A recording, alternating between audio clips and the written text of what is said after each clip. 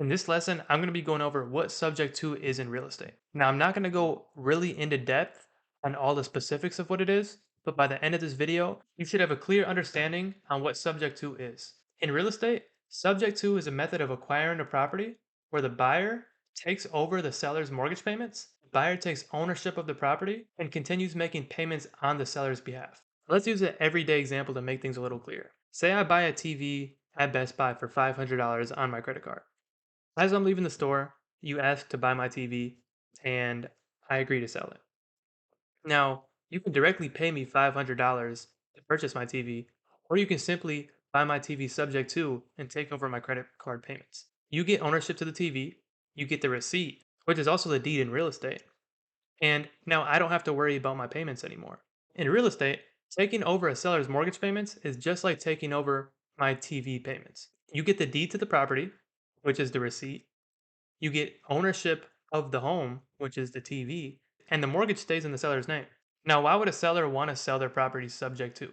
Sometimes some financial burden can fall upon the seller and they can't keep up with their mortgage payments anymore. This method can help them in their situation to avoid foreclosure and also build their credit because the new buyer is going to come in and make those on time payments to actually improve the seller's credit because it's still in the seller's name. So when the buyer is making payments on the property, it's being paid on behalf of the seller still. Another reason, buying a property subject to, it can be done fairly quickly. A lot of the times, speed beats anything. There's times where sellers need to sell fast and just can't work with a buyer that needs to get financing. Financing can take up to 2 to 3 months, and sometimes sellers can't wait that long. So when I come in with a subject to offer and give them exactly what they're looking for, I give them the cash that they're looking for, I just need to take their payments over and keep that financing in place. And I tell them I can close in 1 to 2 weeks. That sounds a lot better to them versus them having to wait 2 to 3 months to even see if the buyer gets approved for the financing. In this situation, the financing's already in place. And then another reason, there's a lot of sellers today where the sellers are underwater on their mortgage, where they can't even sell it on market because their debt is worth more than what the home is even worth. And for whatever offer they get, they'll still have to cut a check to the bank because they may have just bought it 3 to 6 months ago.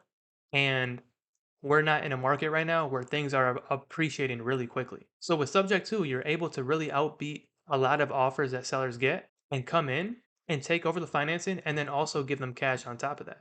This is very powerful for buyers as well. This allows buyers to do a lot of volume without having to get financing in their name all the time. It's also very hard to get approved for multiple loans when your debt to income ratio is so high. So this is very beneficial to a buyer trying to expand his portfolio and also providing a huge service to a seller in need. To wrap things up, subject to can be a very powerful strategy to both buyers and sellers. Buyers can acquire properties without traditional financing, and sellers can find relief from their mortgage obligations. And both parties win at the end of the day. If you have any further questions about Sub 2 and you want me to go into depth on a deeper topic, drop it in the comment section. And that's the end of this video. See you in the next lesson.